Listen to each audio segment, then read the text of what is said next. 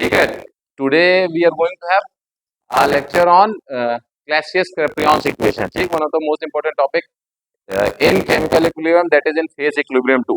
phase equilibrium में भी chemical equilibrium का जो एक पार्ट उसके लिए सबसे important exam point of view से आपके है Clausius-Clapeyron's equation. ठीक, तो वो पढ़ेंगे, उसका डेरिवेशन पढ़ेंगे.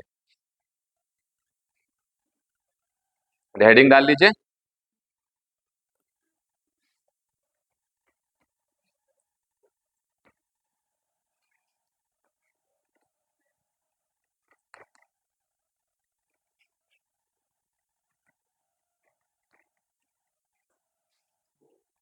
इसकी स्पेलिंग गलत होती है हमेशा. क्लेपेरॉन्स क्लासियस इक्वेशन. ठीक, तो फुल आंसर जैसे हम लोग को लिखना है वैसे भी हम लोग लिखवा भी दे रहे हैं आपको, डेरिवेशन भी करा दे रहे हैं, उसके एप्लीकेशंस कैसे करते हैं वो भी हम बता दे रहे हैं आपको. ठीक, तो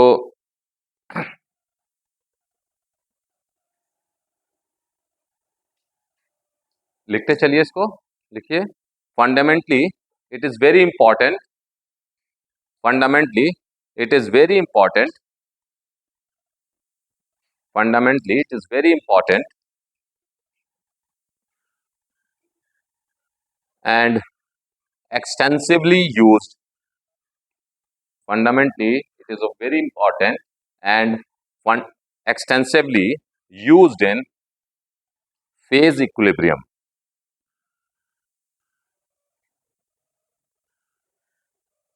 फेज इक्विलिब्रियम, जहां पर फेज चेंज होने की बात कर रहे हो. फॉर एग्जांपल अगर हम बात करें, जैसे इक्विलिब्रियम हम बात कर रहे हैं, सॉलिड स्टेट है किसी भी चीज का. एक सॉलिड स्टेट है और इसके लिक्विड स्टेट में के बीच में इक्विलिब्रियम आ जाए. जैसे आइस और वाटर के बीच में इक्विलिब्रियम आ रहा है. एक समय आएगा आइस जो है मेल्ट होती चली जा रही है और आइस और लिक्विड के बीच में आ जा रहा है. यहां तक समझ आ रहा है. ठीक है, वो ये मेल्ट जब कर रहा है, हम कह रहे हैं किसी भी सॉलिड की बात करें, कोई सॉलिड है वो मेल्ट करके लिक्विड आ रहा है, तो सॉलिड और लिक्विड का इक्विलिब्रियम ये हम कहां पढ़ते हैं? At melting point of the solid. Solid के मेल्टिंग पॉइंट पे ये इक्विलिब्रियम पढ़ रहे हैं. क्लियर है. इसी तरह से दूसरा आप कह सकते हैं कि मान लीजिए हम कहीं पढ़ रहे हैं लिक्विड और उसकी वेपर्स के बीच में आ रहा है. ठीक, लिक्विड और उसकी वेपर, जब लिक्विड बॉयल कर रहा है, पानी बॉयल करा दे रहा है, उसमें हम पढ़ रहे हैं, तो लिक्विड और वेपर्स के बीच में पढ़ रहे होंगे तो ये इक्विलिब्रियम कहां पढ़ेंगे? At boiling point. तो सारे इक्विलिब्रियम किसी एक पर्टिकुलर टेम्परेचर और एक पर्टिकुलर गिवन प्रेशर पे ही हम पढ़ रहे हैं. आपको पहले ही बताया था कि इक्विलिब्रियम जब पढ़ते हैं, इक्विलिब्रियम इज अ स्टेट, वो एस्टेब्लिश हो जाती है, वो टेम्परेचर और प्रेशर चेंज करने से चेंज होती है. तो हम कह रहे हैं कहाँ हम पढ़ रहे हैं वो भी हम साथ साथ बता देते हैं. ये कुछ एग्जाम्पल्स हैं, इनको भी लिखते चलिए. और मान लीजिए जैसे हम पढ़ रहे हैं, ये तो नॉर्मल हो गया. मान लीजिए सब्लिमेशन की बात कर रहे हैं, तो हम सीधे भी पढ़ सकते हैं, सॉलिड से सीधे वेपर्स या गैस की बात कर लें ना, वेपर्स ही लिखे चलिए. वेपर्स क्या ये कहा? At sublimating temperature, at temperature of sublimation.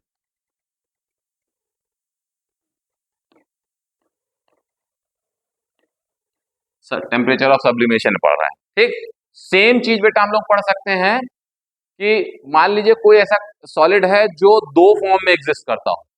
For example sulphur है, सल्फर मोनोक्लोनिक फॉर्म में भी एग्जिस्ट कर रहा है और रोम्बिक फॉर्म में भी एग्जिस्ट कर रहा है. तो ऐसा कोई सॉलिड हो जो दो अलग अलग फॉर्म में एग्जिस्ट कर रहा हो, तो सल्फर रोम्बिक और सल्फर मोनोक्लिनिक, इसके बीच में भी इक्विलिब्रियम आ सकता है. ये कहाँ आएगा? At the temperature of transition. हम ऐसे कहते हैं ट्रांजिशन टेम्परेचर पे, जहां पर ये ट्रांजिशन हो रहा है. तो इस तरह के कोई भी इक्विलिब्रियम को हम क्लैसियस-क्लैपेरॉन्स इक्वेशंस की वजह से की मदद से हम पढ़ सकते हैं. ठीक, तो today we are going to take some of these examples और इनके बेसिस में हम क्लैसियस-क्लैपेरॉन्स इक्वेशन पढ़ेंगे. तो बेसिकली आपको पता चला हम पढ़ने क्या जा रहे हैं. हम पढ़ने जा रहे हैं क्लैसियस-क्लैपेरॉन्स इक्वेशन, जिसको हम अप्लाई करेंगे इस तरह के सिस्टम में. ठीक, क्या है वो भी हम आपको बताते हैं. ठीक, तब तक इसको लिखिए, फिर मैं आपको बताता हूँ कि क्या है basically Clausius Clapeyron's equation, what is it all about, कि क्या वो उसमें हम क्या पढ़ने जा रहे हैं.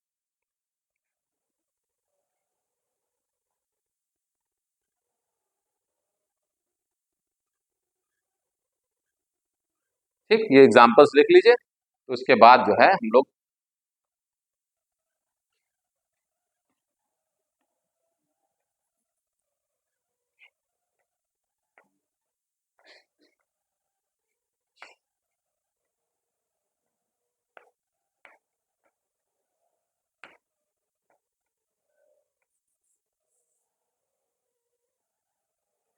लिख जाए बताइएगा तो फिर हम आगे पढ़ते हैं।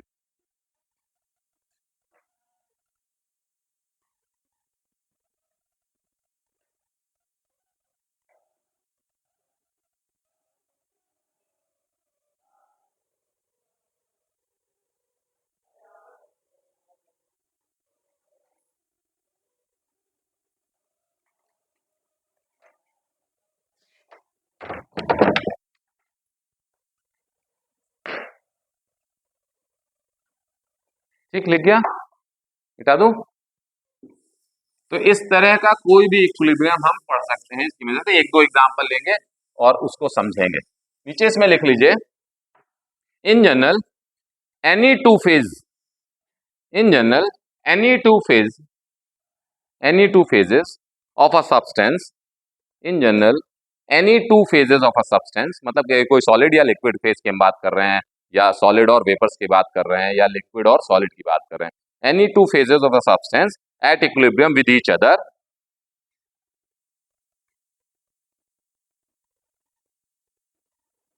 at equilibrium with each other at a given temperature, at a given temperature and pressure, and pressure, and pressure is under investigation, is under investigation। मतलब हमारे इन्वेस्टिगेशन में जो हम ये क्लासेस का प्रियोन से इक्वेशन का केस पढ़ते जा रहे हैं, इसमें कोई टू केस लेंगे और उसको हम करेंगे, उसकी इन्वेस्टिगेशन करेंगे, उस पर जो है थर्मोडायनेमिक्स लगा करके रिजल्ट क्लासेस के प्रियोन से इक्वेशन को डिराइव करने की कोशिश करेंगे। नेक्स्ट लाइन से लिखिए, based on the fact that, based on the fact that, based on the fact that it is possible to transfer, it is possible to transfer any definite amount, it is possible to transfer any definite amount of a substance from one phase, from one phase to other,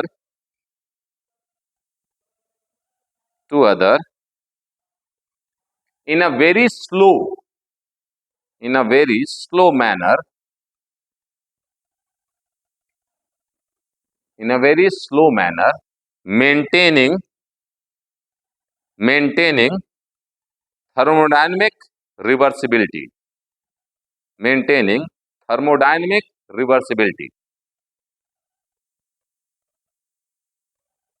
maintaining thermodynamic reversibility। क्या कह रहे हैं statement में? कह रहा है कि किसी भी दो फेजेस हैं, मान लीजिए हमारे पास, देखिए जैसे बोर्ड में हमने लिख दिया है, कोई एक सब्सटेंस है वाटर, ये ना, उसका दो फेज है, आइस और लिक्विड, ऐसे समझ लीजिए। तो दो फेजेस है, वो कह रहा है कि किसी भी फेज से एक छोटा सा अमाउंट किसी एक फेज से दूसरे फेज में ट्रांसफर करना पॉसिबल है with the condition of thermodynamic reversibility. Thermodynamic reversibility को मेंटेन करते हुए ये काम हम कर सकते हैं, मतलब इससे इसको इसमें चेंज कर सकते हैं, बहुत छोटा सा कोई अमाउंट। अच्छा, अमाउंट चेंज करेंगे तो कई सारी चीजें चेंज हो जाएंगी, ठीक। हम अब उन्हीं को पैरामीटर्स को पढ़ेंगे कि क्या क्या चेंज होगा और उन चेंजेस में क्या रिलेशन आएंगे, जो फाइनली क्लेसियस कैप्रियॉन्स इक्वेशन में एंड होगी, ठीक। लिखिए, इन जनरल, फिर से लिखिए, in general consider, consider a substance in two phases, in two phases, phase A and phase B at a given temperature and pressure. Temperature और pressure defined है और ये इक्विलिब्रियम आ गया, ठीक, ये इक्विलिब्रियम आ चुका है, ठीक। अब चल मान लीजिए ये ऐसा चल रहा है बेटा, अब हम क्या कह रहे हैं, let's assume that GA, GA is the free energy per mole of the substance in phase A. मान लीजिए आइस है तो सॉलिड स्टेट में वाटर की GA क्या है इस समय, फ्री एनर्जी पर मोल। लिख लो, GA is free energy per mole of substance ए। तो इसी तरह से इसका क्या हो जाएगा बेटा, GB is the free energy per mole of B. ठीक, GA is the free energy per mole of the substance in phase A and GB is the free energy per mole of the substance in the phase B। ये basically हम क्या बात कर रहे हैं, free energy की, Gibbs free energy जो हम लोग पढ़ रहे थे वो ले। ठीक, ये हम इसकी बात कर रहे हैं।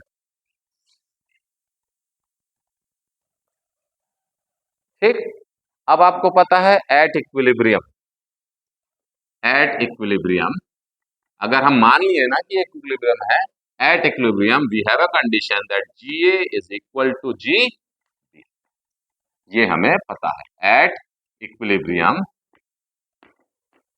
GA जो है GB के बराबर। ठीक,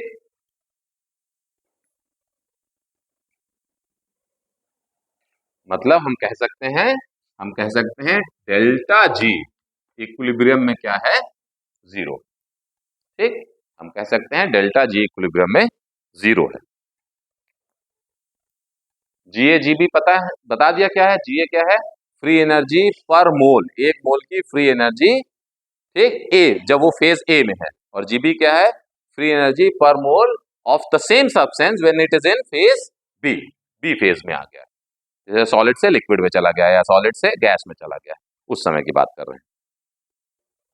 ठीक, अब मान लीजिए बेटा ध्यान से देखिए, इसमें पहले टेम्परेचर कितना था, T था, और प्रेशर P था। समझ में, टेम्परेचर इसका जब इक्विलिब्रियम में पढ़ रहे थे तो टेम्परेचर T था और प्रेशर P था। मान लीजिए इसका फेज हम अलग अलग इसी तरह लिख रहे हैं, चार्ट तुम्हारा जो है समझ में आता है, चार्ट में भी समझ में आए। मान लीजिए इसका टेम्परेचर T था, ठीक, और T से बढ़ा करके आपने थोड़ा सा बढ़ा दिया, स्मॉल चेंजेस के लिए, तो अब नया टेम्परेचर हो गया T प्लस डेल्टा T, बढ़ा दिया हमने। ठीक, समझ में आया क्या कह रहा हूं, T टेम्परेचर था तो T प्लस डेल्टा T हो गया। तो जैसे ही टेम्परेचर चेंज करेंगे तो प्रेशर भी अपने आप चेंज हो जाएगा।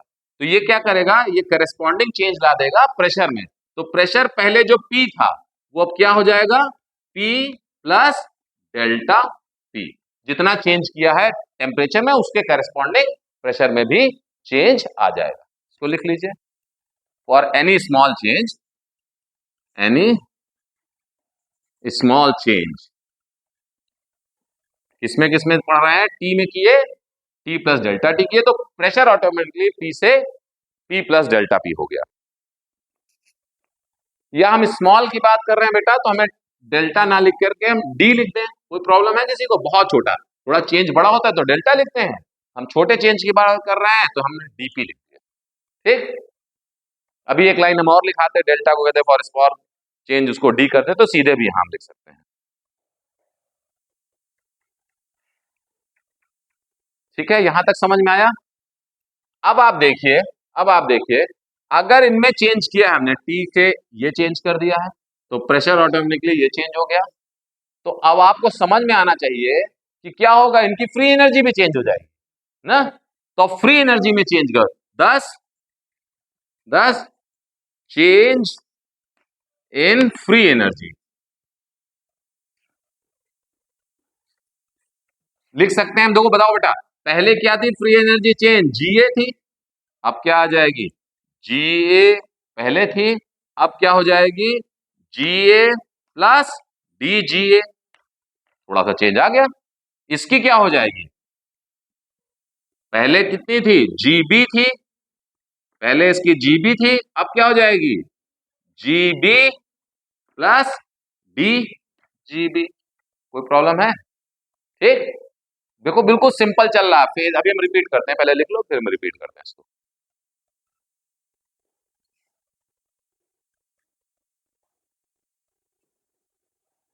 ठीक, क्लियर हुआ यहां तक। अभी हम इसको रिपीट कर रहे हैं जो लिखा है, इसको चार्ट वाइज अगर ऐसे ही लिखोगे आंसर में ना, जैसे ऐसे लैंग्वेज में पूरा आ रहा है, इसको अभी फोटो बाद में खींच लेना, इसको साइड में रख लेना, तो ये डेरिवेशन की तरफ मदद करें। तो अब हमें रिवाइज करना, पहले तो एक एक चीज लिखा, रिवाइज करना बहुत आसान हो गया। क्या कहें कि let us consider particular substance in 2 phases, G phase A and phase B. ठीक, at a given temperature T and P. If the equilibrium is established, then at that equilibrium, if Ga is the free energy per mole of substance in phase A and Gb is the free energy per mole of the substance in phase B. ठीक? For any small change in temperature, that T is increased by dt. So therefore, the temperature now is T plus dt. Correspondingly, the pressure will also change from P to P plus dP. These changes in temperature and pressure will bring about a change in free energy as well. So free energy, earlier it was Ga, now it is Ga plus dGa. Similarly, delta G, earlier it was Gb, now it is Gb plus dGb. Clear है? Still we are considering that equilibrium is established. Equilibrium established हो गया. So at equilibrium, here also at equilibrium, अगर हम equilibrium की बात करें तो the changes के बाद भी the free energy must be same. तो अभी भी हम लिख सकते हैं क्या, G A plus D G A must be equal to G B plus D. Still we can write this equation, that is equilibrium is still there.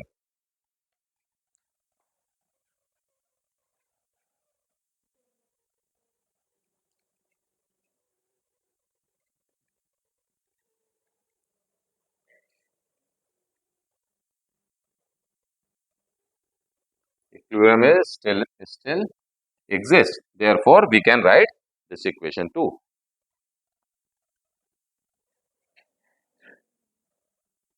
Let this equation be equation 1. This equation is equation 1. ठीक, यहां तक कोई clear है, कोई problem है? इसको repeat करने में 2 मिनट लगेगा बेटा. हमने एक ही सब्सटेंस के 2 फेज माने हैं, ए और बी. ए फेज की फ्री एनर्जी पर मोल Ga है, बी फेज की फ्री एनर्जी पर मोल Gb है. टेम्परेचर को हमने T से थोड़ा सा चेंज किया तो T प्लस dt हो गया, तो प्रेशर अपने आप P प्लस dP हो गया. क्लियर है? इन दोनों में चेंज आया तो देयरफॉर ग्रिप्स फ्री एनर्जी में भी चेंज हुआ है, तो जो Ga था वो Ga प्लस dGa हो गया, तो Gb जो था Gb प्लस dGb हो गया. क्योंकि इक्विलिब्रियम की कंडीशन में पहले से है कि फ्री एनर्जी बराबर है, तो चेंज इन फ्री एनर्जी भी लास्ट में ला करके बराबर ही होगा. Therefore we can write Ga plus dGa is equal to Gb plus dGb. ठीक, नेक्स्ट लाइन लिखो. From thermodynamics we know that, from thermodynamics we know that delta G is equal to VdP minus S dt. VdP minus S dt. This is equation 2. From thermodynamics we know that VdP minus S dt. इसका भी derivation बड़ा easy है, thermodynamics में आएगा, पढ़ा देंगे. ठीक, अभी तो इसको हमें एग्जाम पॉइंट ऑफ व्यू से पढ़ना है, तो सीधे आपको याद करना पड़ेगा. VdP minus S dt. Clear है? लिख लिया यहां तक. अब देखो, applying this in 2 phases, phase A and phase B. For phase A and for phase B. Phase A के लिए लिखना है, पहले मैं लिख रहा हूं, अगला आप लिखिएगा. तो हम लिख दें क्या, delta G A is equal to V A volume of A dP minus S A D T. कोई प्रॉब्लम है? ठीक. Similarly we can write it for phase B. Similarly we can write it for phase B. B के लिए क्या लिख देंगे बेटा, B delta G B is equal to V B dP minus S B D T. Problem हो गया. Similarly ये equation याद है, तो हमने ए के लिए और बी के लिए अलग अलग लिख लो इसको.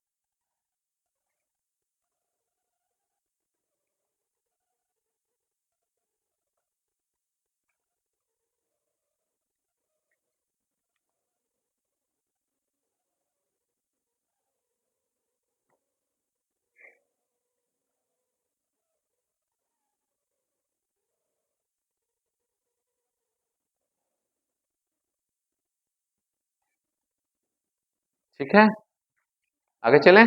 तो एट इक्विलिब्रियम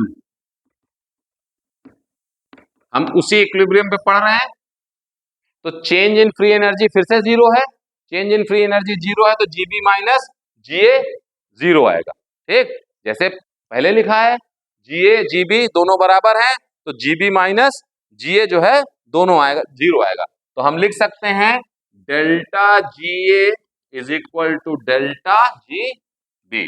ठीक, इक्वेट कर दें बेटा दोनों को, इक्विलिब्रियम में चेंज सेम है तो इक्वेट कर देना है। तो हम लिख सकते हैं, देखो ध्यान से, वी ए अभी बाद में लिखना, पहले हम देख लो, V A D P minus S A D T, this side must be equal to V B D T minus S B, यहाँ पे डीपी है, एस बी डी टी। ठीक, कर सकते हैं। आप ध्यान देखो क्या करना है, रीअरेंज करना है, पी वाले टर्म एक जगह ले दें और एस वाले टी वाले एक जगह ले लें। तो हम क्या कर सकते हैं, देखो एस बी डी टी इधर आएगा तो प्लस हो जाएगा, दिख रहा है, तो एस बी आगे लिख ले रहे हैं, इजी देखें हमको, S B D T minus S A D T, और यहां पे क्या है, V B D P minus V A D P. ठीक है बेटा, अब सिमिलर दिख रहा है, देखो S B S A D T common ले सकते हैं, तो हम ले लें, यहां क्या लिख दें, S B minus S A और ले लिया है डी टी। ठीक, और यहां क्या ले लें, V B minus V A आ जाएगा, कॉमन ले लिया है डी पी। कोई प्रॉब्लम है यहां तक? अब क्या कर लें, हम इसको डी टी उधर ले लें, इसको इधर ले लें, तो हम लिख सकते हैं S B minus S A upon वहां पर V B minus V A, लिख लिया ये, और इधर क्या आ जाएगा बेटा, डीपी अपॉन dt। कोई प्रॉब्लम है यहां तक? ये देखो क्या है, change in entropy, change in volume, change in molar entropy, change in volume. हम लिख सकते हैं इसको, this is delta S upon this is delta V, लिख सकते हैं ऐसा। इसको डाल लो, इक्वेशन कौन सी आ गई, 3, दिस इज इक्वेशन 3। लिख लो इसको, अपने से लिखो, बोर्ड से मत कॉपी करना, अपने से लिखो, अपने आप जहां अटकोगे वहां देख लेना है।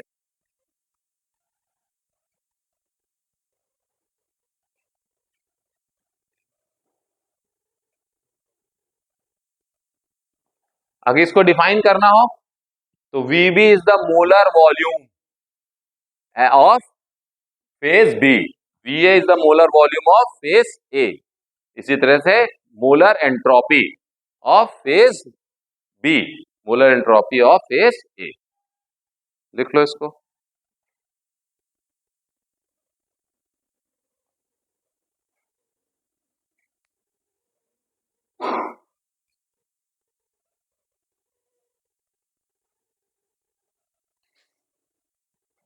जल्दी करो फिर आगे चलें।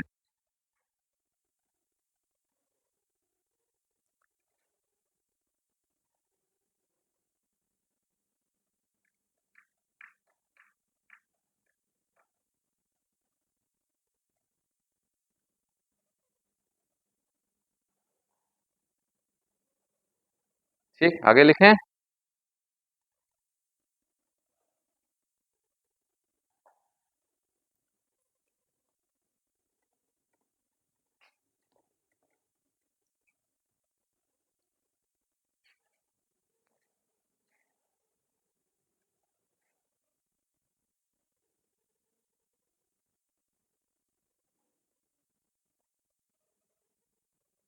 हो गया, आगे चलें। देखो इसके बाद from second law of thermodynamics, from second law of thermodynamics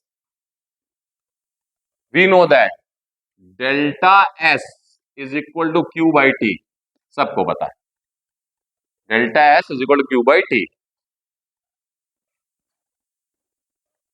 where Q, लिख लो, where Q is the heat exchanged, where Q is heat exchanged per mole, heat exchanged per mole at temperature T, heat exchanged per mole at temperature T।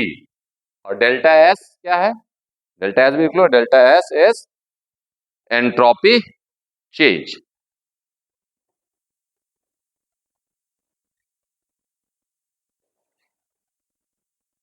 देखो बेटा, equation 3 में रख दें। Equation 3 dp upon dt is equal to delta S की value रख दे रहे हैं, तो हम लिख सकते हैं फ्रॉम 3, इक्वेशन 3 को यूज कर रहे हैं, हम लिख सकते हैं dp अपॉन dt, ये देखो dp upon dt is equal to s की जगह रख दिया q अपॉन t और डेल्टा v तो पहले से, इसको डाल लो इक्वेशन 4, दिस इज इक्वेशन 4। कुछ नहीं किया हमने, इस इक्वेशन में डेल्टा एस की वैल्यू रख दिया q अपॉन t।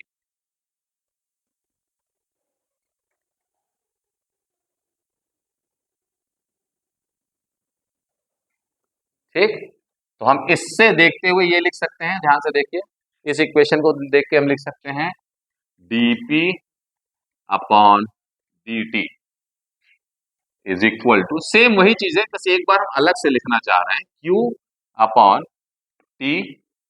ठीक, और vb को हम क्या लिख दें, vb, ये डेल्टा v को माइनस v।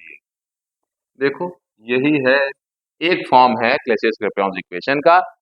बेसिकली क्लेसियस-क्लैपेरॉन इक्वेशन क्या थी कि टेम्परेचर में थोड़ा सा चेंज करेंगे तो प्रेशर में जो थोड़ा सा चेंज होगा उसका relation, the ratio of the change in pressure to the change in temperature, उसको निकालने का तरीका। अब इसको हम जब अप्लाई करते हैं तब तुम्हें समझ में आएगा कि इससे और क्या निकाल सकते हैं हम।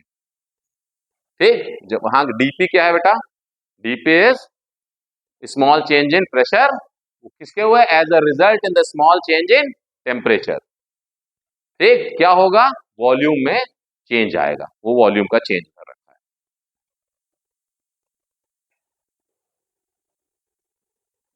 ठीक, लिख लिया,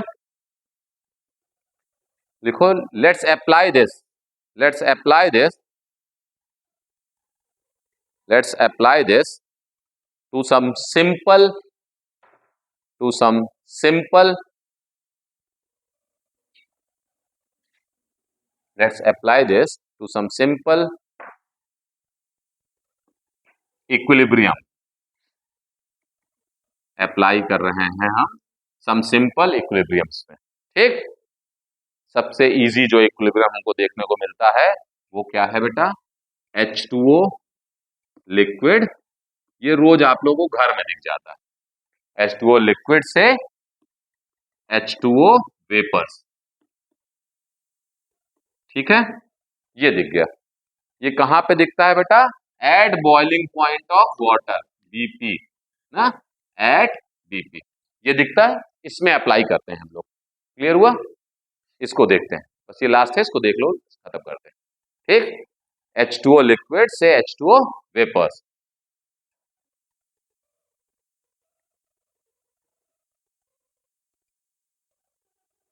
ठीक, इसमें हम कहते हैं वॉल्यूम ऑफ लिक्विड को हम लिख देंगे VL, कोई दिक्कत है, इसको लिख देंगे V गैस ना, वेपर्स को हम V गैस। ठीक, अब ध्यान से देखिए, Q जो है, Q हीट एक्सचेंज था ना, यहां बताए थे हीट एक्सचेंज, तो Q यहां पे क्या है, इन मोलर इंथैल हीट ऑफ वेपराइजेशन, लिख लो द Q इन इक्वेशन 4, ये इक्वेशन 4 का Q in equation 4 is molar heat of vaporization.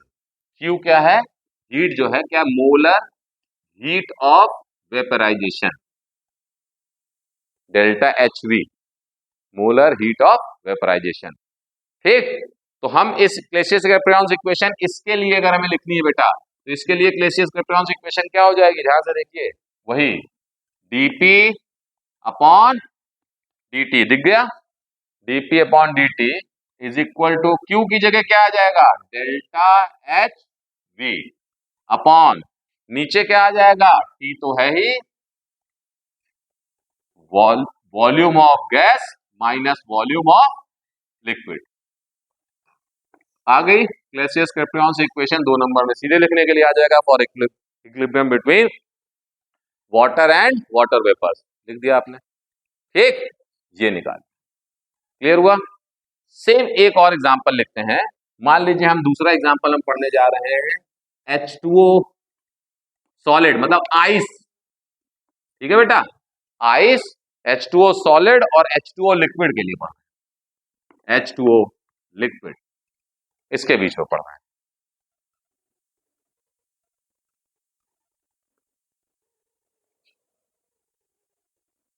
ठीक,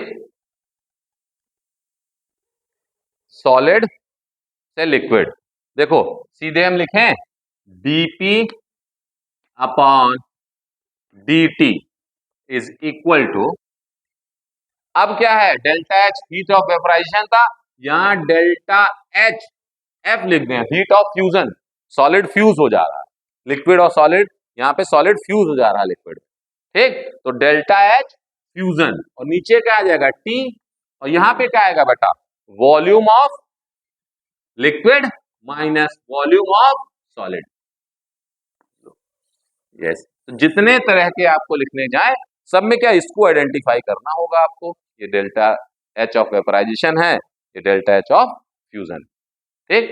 तो दिस रिलेशन, ये जो लास्ट में आ रहे हैं, this is Clapeyron-Claisius equation. What we have learn today is Clapeyron-Claisius equation, ठीक। कोई प्रॉब्लम है यहां तक? ठीक है, लिख गया सबका? अब टाइम है अभी? अब नहीं है, इसके बाद क्लास है तुम लोग की? हाँ, तो हम छोड़ दे रहे हैं, नेक्स्ट क्लास में हम लोग इसका इंटीग्रेटेड फॉर्म पढ़ेंगे, एग्जाम में आएगा तो पूरा इंटीग्रेटेड फॉर्म तक करना पड़ेगा, कम से कम 10 मिनट लग जाएगा उसमें, तो अभी हम छोड़ दे रहे हैं। अभी एक बार हम रिवीजन कर रहे हैं, ध्यान से देख लो, बोर्ड में सब कुछ लिखा हुआ है क्योंकि, ठीक, अब ध्यान से सुनते चलो। Today what we are going to study is Clapeyron-Claisius equation, ठीक, this is one of the most fundamental equations and the extensively applied equations in phase equilibrium and chemical equilibrium. Consider two phases, phase A and phase B. Phase A of any substance, like if for water we can have ice and water, or water and water vapors. So consider two phases of any same substance. That equilibrium, and they are at equilibrium. The equilibrium has to be defined at a given temperature and pressure. After defining this equilibrium, for let's assume that if Ga is the free energy per mole of substance A and Gb is the free energy per mole of substance B, then for any small change in temperature, let the temperature becomes T plus delta T. Delta T is the small change in the temperature. This will correspond a small change in the pressure. The now pressure becomes from P to P plus delta V. Correspondingly, we will observe a small change in free energy as well. The free energy becomes Ga from Ga to Ga plus dGa. Similarly, for phase B, it is Gb to Gb plus dGb. At equilibrium, it is well defined that these two free energies must be equal. Therefore, we can write Ga plus dGa plus is equal to Gb plus dGb. In the second phase of the derivation, what we have to start it with the well-known thermodynamic equation delta G is Vdp minus SdT. Applying these two or writing this equation for the phase A and phase B, what we have to do is this G will become dGa is equal to Va dP minus Sa dt. Similarly, for phase B is delta Gb is equal to Vb dP minus Sb dt. At equilibrium, again we know that delta, the change in free energy must be equal. Therefore, equating these two equations. यहाँ पे similarly, now we have to, what we have to do is we have to arrange the terms of having dt to one side and the terms having, this is dt, terms having dt to one side. So, Sb minus Sa dt is equal to Vb minus Va dP. Next, arranging all these terms together, we have dP upon dt is equal to delta S upon delta V, where delta S is change in entropy and this is change in volume, and everything has to be defined for 1 mole of a substance. Now, from the second law of thermodynamics, we know that S is equal to Q upon T, where Q is the heat exchanged at the temperature T and delta S is the change in entropy. From equation 3, substituting the value of delta S as Q upon T, we can write dP is equal to dt is equal to dP upon dt is equal to Q upon T plus T into delta V. This is equation 4. This equation 4 can be elaborated as this in terms of this volume, that is change in molar volume of phase B minus phase A. Now applying this on some simple equilibrium, like for water in liquid state to water in vapor state, we can write the same equation in terms of the Clausius-Clapeyron's equation applied to this equilibrium, that is dP upon dt, similarly as written over here, is equal to this Q is replaced by the heat of molar heat of vaporization upon T VB, V volume of gas minus volume of phase in liquid state, volume of the same substance in liquid state. Similarly, we can apply it on the second equilibrium. The second equilibrium is between water that is in ice to liquid state. dP upon dt is now the heat involved is changed into molar heat of fusion with the corresponding volume of liquid minus volume of solid. That's all. That is one part of the Clausius-Clapeyron's equation. In the second class, we will go with the integrated form of Clausius equation, and with that, I'll finish the syllabus also. Okay?